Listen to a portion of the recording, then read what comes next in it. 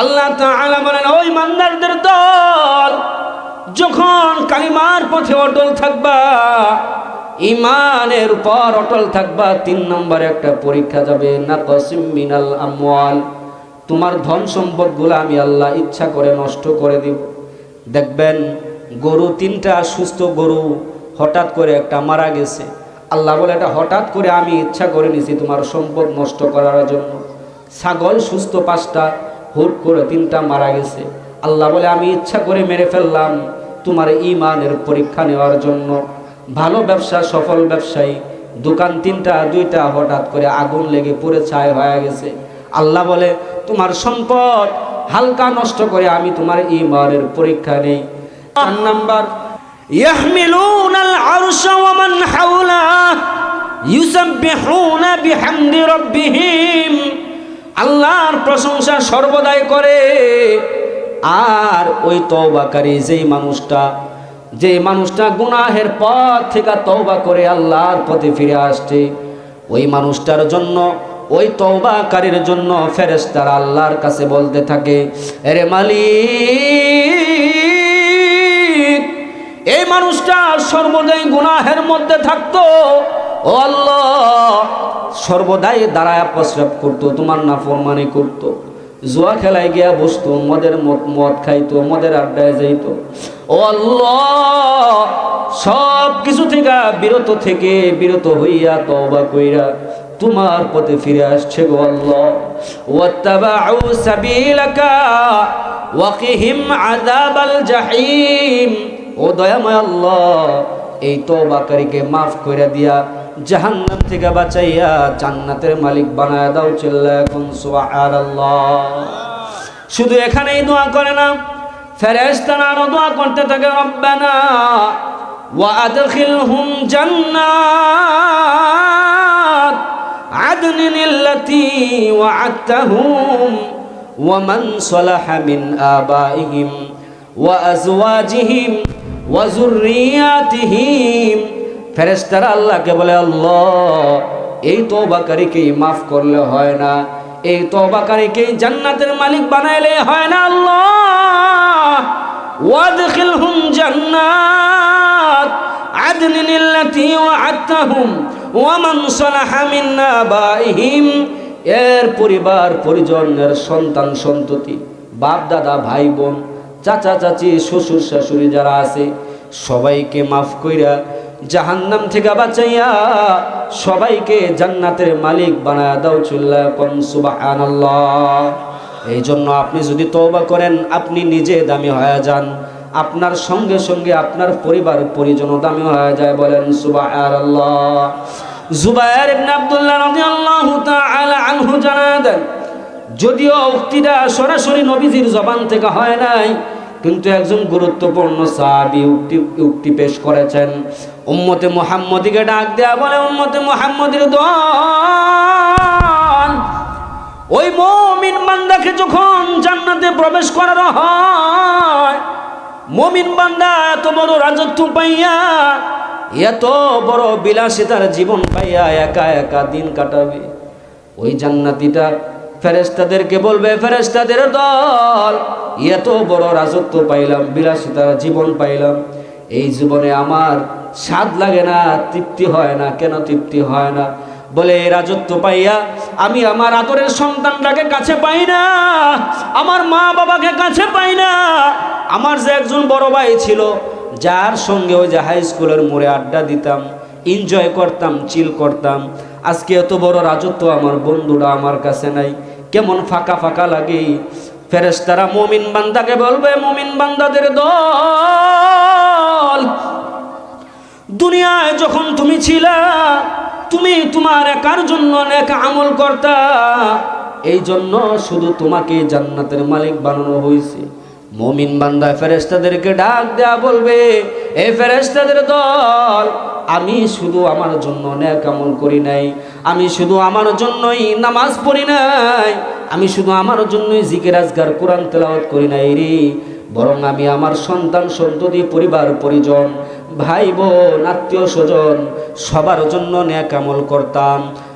সাহাবী বলে, এই মুমিন বান্দার এই কথার কারণে ফেরেশতারা তখন তার সন্তান সন্ততি মা বাবা ভাই বোন সবাইকে তার সঙ্গে জান্নাতের মালিক বানায় দিবে। চিল্লায় কোন সুবহানাল্লাহ। এই জন্য আমাদের তওবা করে আল্লাহর পথে ফিরে আসার দরকার আছে না নাই? কার কার দরকার আছে? মুমিন বান্দা যখন হয়ে যান, মুমিন বান্দা যখন হয়ে যান, ঈমানদারদের তালিকায় যখন নাম চলে যায়, তখন আল্লাহ তাআলা জানায় দিচ্ছে, ও উম্মতে মুহাম্মদের দল, এতদিন বিলাসিতার জীবন পার করতি, নাফরমানি করতি, বেঈমানি করতি, নামাজ পড়তি না রে বান্দা, আমার অবাধ্য পথে চলতি, এই জন্য তোর উপর কোনো পরীক্ষা যায় নাই। যখনই তুই বাটপারি চিটারি চুরি চামারি বাদ দিয়া তুই যখন সৎ পথে চলে আসলি, ঈমানদারদের কাতারে চলে আসলি, তখন আমি তোর জীবনে 5টা পরীক্ষা দিব। কয়টা পরীক্ষা? আওয়াজ দেয়া বলেন, কয়টা পরীক্ষা? অসৎ পথে যারা চলে তাদের কোনো দুঃখ কষ্ট নাই, ঠিক না বা ঠিক বলেন? তারা বিলাসিতার জীবন পার করে দেয়। এ কারণেই আল্লাহ তাআলা জানায় দিচ্ছেন, ও আমার পয়গম্বর, মা ইউজাদিলু ফি আয়াতিল্লাহ ইল্লাল্লাযীনা কাফারু ফালা ইয়াগুরুরকা তাকাল্লুবুহুম ফিল আরদ। কাফের মুশরিক বেঈমানদের বিলাসিতা দেখে আপনি আফসোস করবেন না, ঘাবড়ায়া যাবেন না, কারণ তাদের জন্য এই দুনিয়াতেই বিলাসিতার জীবন দেওয়া হয়েছে, আখিরাতে তাদের জন্য জাহান্নাম। বলেন না আউযুবিল্লাহ। এই জন্য যখন বাটপানি চিটারি চুরি চামারি বাদ দিয়া তওবা করে সৎ পথে আসবে, তখন আল্লাহ তাআলা বলে তোদের জন্য 5টা পরীক্ষা যাবে। কয়টা পরীক্ষা বলেন? ওয়ালানাবলুওয়ান্নাকুম বিশাইইম মিনাল খাউফ।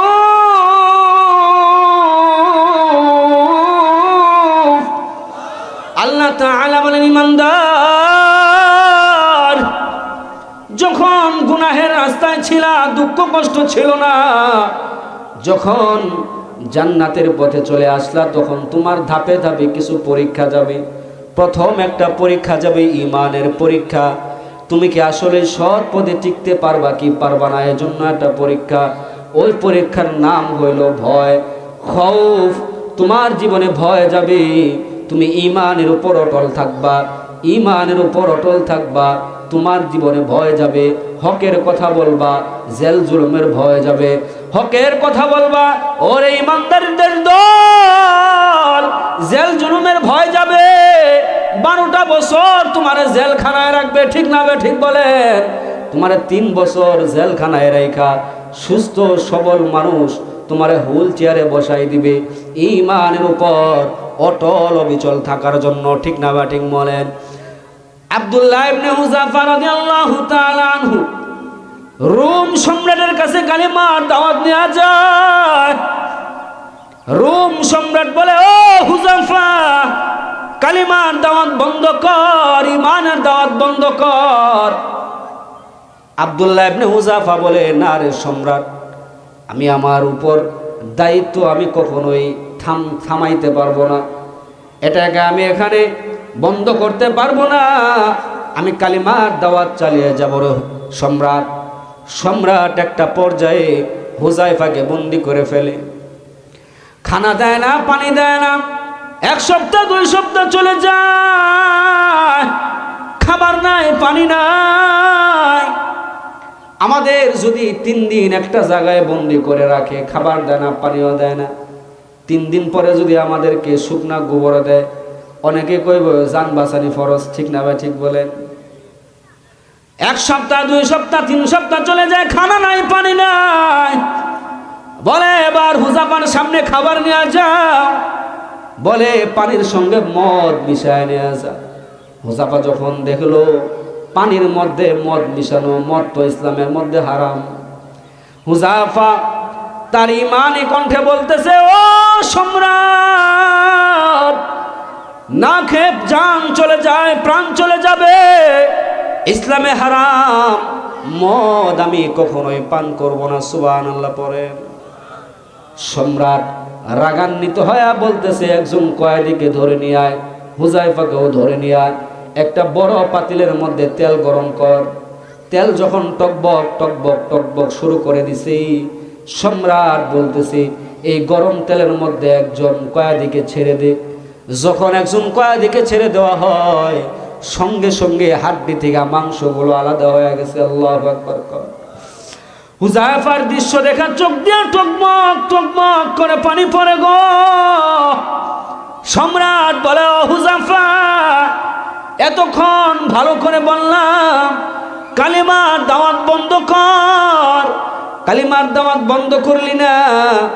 আমি বলেছিলাম কালিমার দাওয়াত বন্ধের বিনিময়ে আমার সাম্রাজ্যের অর্ধেক লিখে দিব, এরপরে ও রাজি হইলা না। আমি বললাম আমার নিজ কন্যাকে তোমার সঙ্গে বিয়ে দিব, এরপরে ও রাজি হইলা না। এখন একটা কয়েদিকে গরম তেলের মধ্যে ছেড়ে দিলাম, এই ভয়ে কেন কান্নাকাটি করতেছো? হুযায়ফা সম্রাটকে ডাক দেয়া বলতেছে, সম্রাট,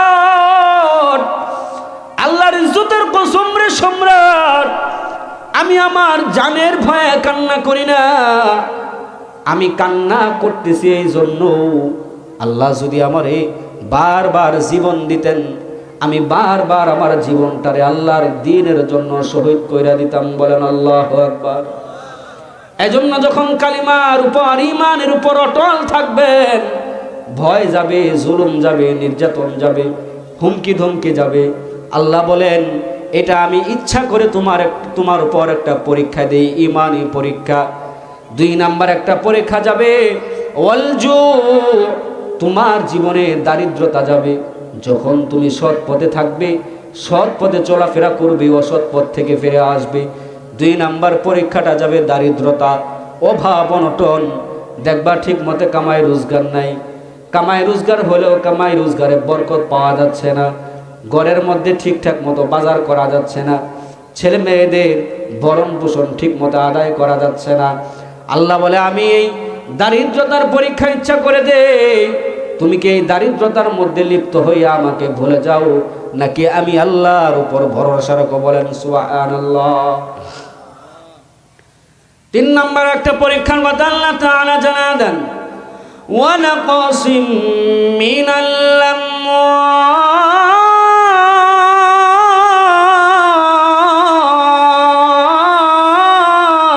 আল্লাহ তাআলা বলেন ওই ইমানদারদের দল, যখন কালিমার পথে অটল থাকবা, ঈমানের উপর অটল থাকবা, 3 নম্বরে একটা পরীক্ষা যাবে নাকাসিম মিনাল আমওয়াল, তোমার ধন সম্পদগুলো আমি আল্লাহ ইচ্ছা করে নষ্ট করে দিব। দেখবেন গরু 3টা সুস্থ গরু, হঠাৎ করে একটা মারা গেছে। আল্লাহ বলে এটা হঠাৎ করে আমি ইচ্ছা করে নিছি তোমার সম্পদ নষ্ট করার জন্য। ছাগল সুস্থ 5টা, হুট করে 3টা মারা গেছে। আল্লাহ বলে আমি ইচ্ছা করে মেরে ফেললাম তোমার ঈমানের পরীক্ষা নেওয়ার জন্য। ভালো ব্যবসা, সফল ব্যবসায়ী, দোকান 3টা 2টা হঠাৎ করে আগুন লেগে পুড়ে ছাই হয়ে গেছে। আল্লাহ বলে তোমার সম্পদ হালকা নষ্ট করে আমি তোমার ঈমানের পরীক্ষা নেই। 4 নাম্বার পরীক্ষার কথা আল্লাহ বলেন নাকাসিম মিনাল আমওয়ালি ওয়াল আনফুস। ঈমানদারগণ, 4 নাম্বার একটা পরীক্ষা, তুমি যখন সৎ পথে থাকবা, অসৎ পথ থেকে ফিরে আসবারে বান্দা, তোমার জীবনে পরিবারে রোগ থাকবে।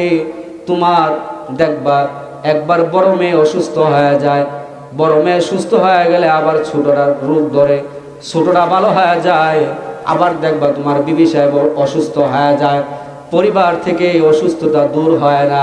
আল্লাহ বলে এই রোগগুলো আমি আল্লাহ তাআলা তোমার পরিবার, তোমার উপর কেন দেই? তোমার ঈমানের পরীক্ষা নেওয়ার জন্য। বলে সুবহানাল্লাহ। আল্লাহ তাআলা যে কথাগুলো বললাম এই কথাগুলোর উপর আমল করার তৌফিক দান করুন।